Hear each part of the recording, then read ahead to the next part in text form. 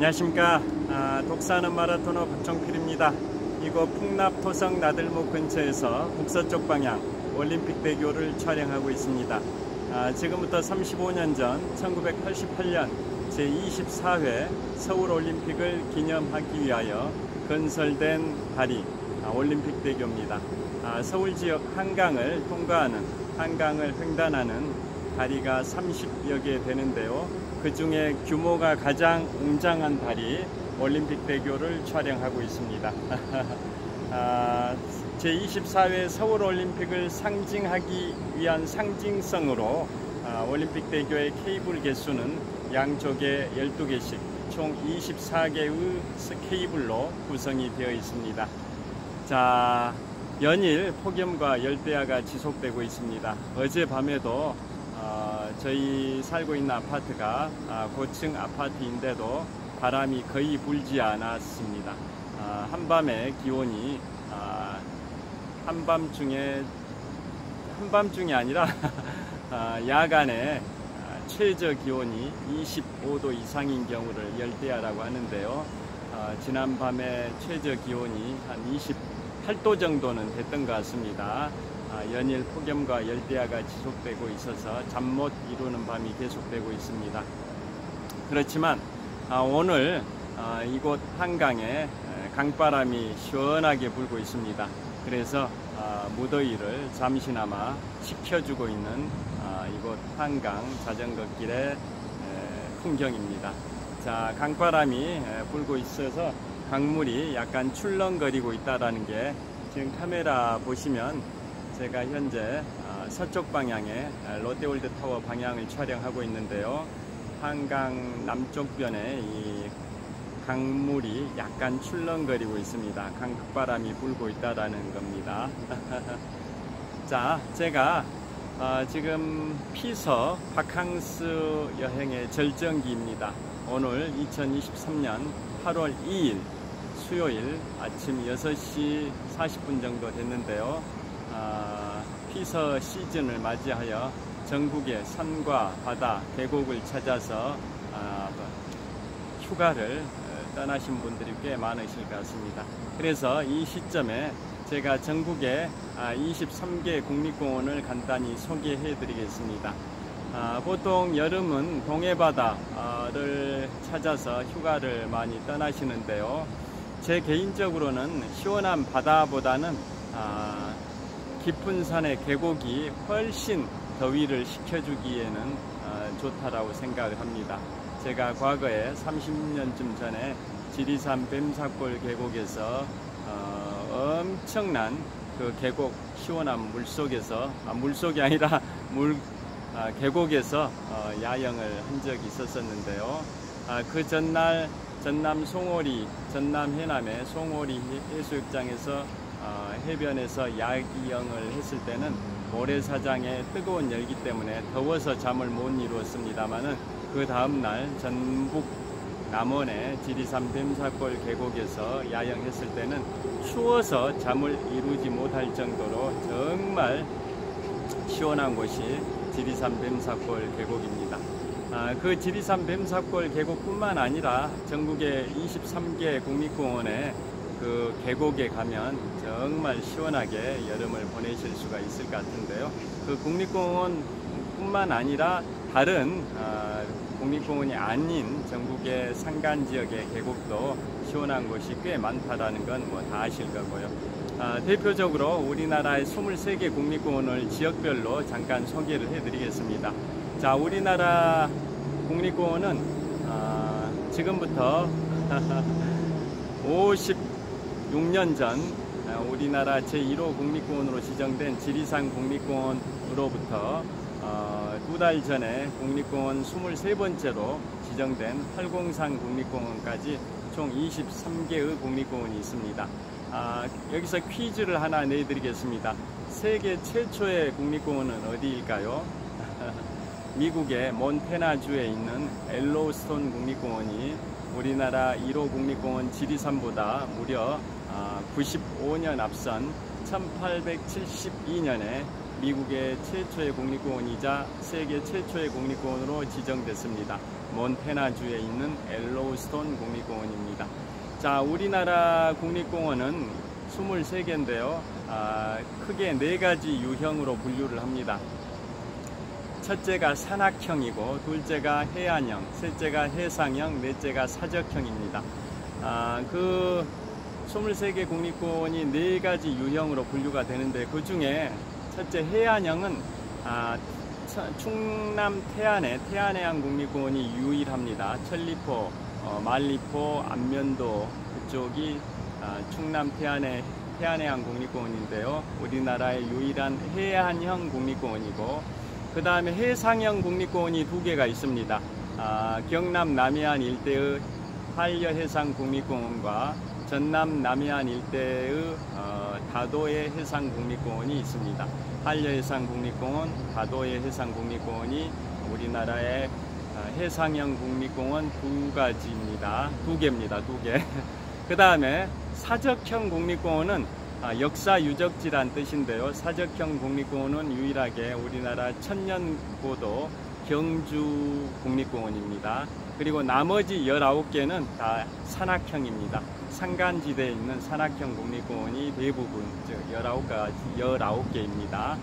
자, 그러면 지역별로 간단히 말씀드리면 강원도에 있는 게 설악산, 수학여행 1번지인 설악산 국립공원, 강원도 속초, 양양, 인제에 걸쳐 있는 설악산 국립공원, 그 다음에 강원도 평창에 있는 오대산 국립공원, 강원도 원주에 있는 치악산 국립공원, 또 지금부터 한 7년 전에 지정된 2016년경에 국립공원으로 22번째 국립공원으로 지정된 태백산 국립공원, 태백시에 있습니다. 자, 그래서 강원도에는 설악산, 오대산, 치악산, 태백산 이 4개의 국립공원이 있고요. 그 다음에 경상북도에 있는 국립공원이 어디냐면 경상북도하고 충청북도에 걸쳐 있는데요. 소백산 국립공원이 있습니다. 소백산, 경북 영주와 충북 단양 사이에 걸쳐 있는 소백산 국립공원, 소백산 철쭉제가 유명하죠. 그 다음에 경북 청송에 있는 주황산 국립공원, 그 다음에 대구 광역시와 경북 칠곡군 이런 일대에 있는 우리나라 23번째 국립공원으로 9달 전에 지정된 팔공산 국립공원, 이렇게 경상북도 지역에 있습니다. 그 다음에 충청북도 지역에 있는 게 충북 제천과 충북 충주 사이에 있는 월악산 국립공원, 그 다음에 충북 보은에 있는 속리산 국립공원, 그 다음에 충청남도로 와서 충남 공주에 있는 계룡산 국립공원, 충남 태안에 있는 태안해안 국립공원입니다. 그 다음에 경상남도로 와서 경남 남해안 일대의 한려해상 국립공원, 그 다음에 경남 하동군, 산청군, 함양군, 전라북도 남원시, 전라남도 구례군 이 5개 시도, 3개 도 5개 시군에 걸쳐 있는 우리나라 제1호 국립공원인 지리산 국립공원. 지리산 국립공원은 둘레 길이가 300km 정도 되는데요. 3개 도 5개 시군에 걸쳐 있습니다. 경상남도 하동군, 산청군, 함양군, 전라북도 남원시, 전라남도 구례군 3개 도 5개 시군에 걸쳐 있는 지리산 국립공원인데요. 정상 천왕봉 해발 1915m는 경남 함양군 쪽에 있습니다. 그래서 경상남도 국립공원으로 제가 분류를 한 거고요. 그 다음에 경상남도의 한려해상 국립공원, 지리산 국립공원, 그 다음에 경남 합천의 가야산 국립공원입니다. 거기에 우리나라 해인사 8만대장경이 보존되어 있습니다. 그 다음에 전라북도로 와서는 전북 무주에 있는 덕유산 국립공원, 전북 정읍에 있는 내장산 국립공원, 그 다음에 전북 부안에 있는 변산반도 국립공원이 있습니다. 그 다음에 전라남도로 와서는 우리나라 국립공원 중에 면적이 가장 좁은 전남 영암의 월출산 국립공원이 있고, 광주에 무등산 국립공원이 있습니다. 무등산 국립공원. 그 다음에 전남 남해안 일대에 다도의 해상 국립공원이 있습니다. 그 다음에 제주도에 한라산 국립공원이 있습니다. 그 다음에 수도권에 있는 유일한 국립공원, 1000만 서울시민과 1400만 경기도민, 250만 인천광역시민, 우리나라 수도권 3개 광역자치단체 수도권에 있는 유일한 국립공원이 바로 북한산 국립공원입니다. 해발 836m, 북한산 100군데 정상이 있는데요. 자, 우리나라 수도권에 있는 유일한 국립공원 북한산 국립공원은 기네스북에 올라갔습니다.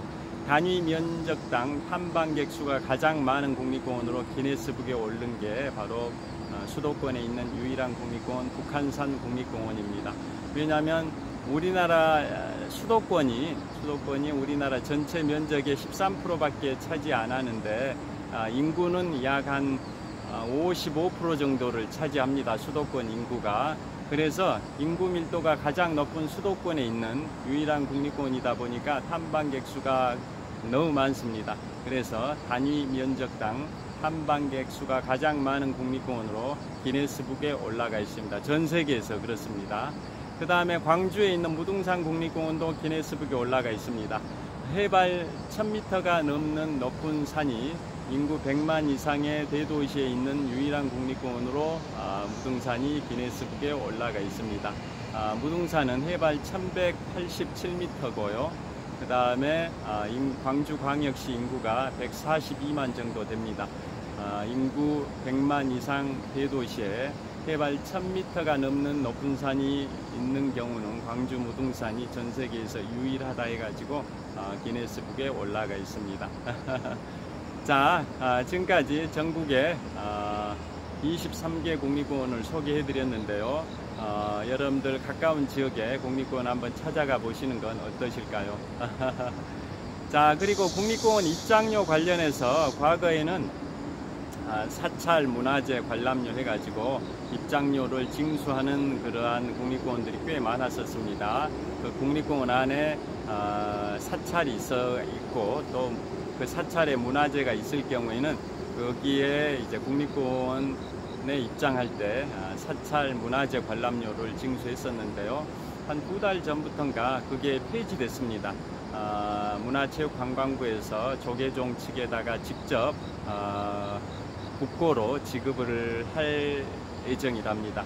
그러니까 우리 탐방객들이 그 사찰의 입장료로 문화재 관람료를 내는 게 아니라 문화체육관광부에서 조계종 측에다 문화재 관람료를 지급하는 방식으로 하고 있습니다. 그게 한 2-3달 전에 바뀐 제도고요. 그래서 이젠 전국 어느 국립공원을 입장하든 사찰 문화재 관람료는 지급하지 않고 입장할 수 있고, 그런데 국립공원이다 보니까 입산 제한 시간이 있습니다. 지금이 8월 하절기인데요. 하절기는 새벽 3시부터 입산이 가능한 걸로 알고 있습니다. 그래서 입산 제한 시간이 있다는 걸 확인하시고 가셔야 되고요. 그리고 요즘 태풍이 좀 올라올 조짐이 보입니다. 그래서 태풍, 비바람이 많이 비가 올 때는 계곡에 순식간에 물이 불어나기 때문에 계곡 야영하실 때 기상예보에도 각별히 유의를 하셔야 할 것 같습니다. 자, 현재 시각 2023년 8월 2일 수요일 아침 6시 50분이 좀 넘었을 것 같습니다. 자, 휴가 시즌 폭염 열대야가 지속되고 있는데요. 휴가 잘 보내시고 각자 건강관리에 각별히 유의하시길 빌겠습니다. 오늘도 유쾌, 상쾌, 통쾌한 하루 되시길 빌겠습니다. 시청해 주셔서 감사합니다. 화이팅!